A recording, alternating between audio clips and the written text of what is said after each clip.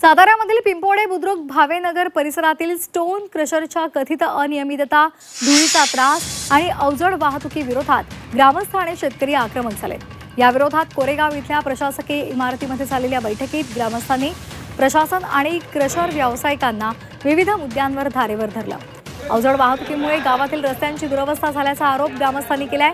वाहतूक आणि सार्वजनिक मालमत्तेच्या नुकसानासंदर्भात पंचनामा करून दंडात्मक कारवाईची मागणी सुद्धा केली आहे। कारवाई न झाल्यास आंदोलन करण्याचा इशाराही ग्रामस्थांनी दिला आहे।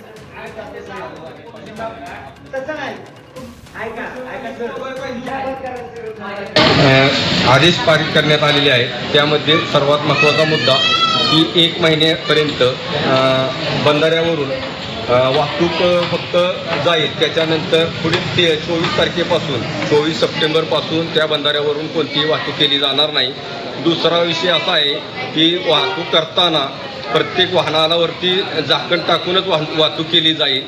तिसरा विषय असा आहे की जे ते आजूबाजूचे शेतकरी आहेत त्या शेतकऱ्यांच्या ज्या पिकांचं नुकसान होत आहे त्याबद्दल प्रदूषण नियंत्रण महामंडळ जे सातारा कार्यालय आहे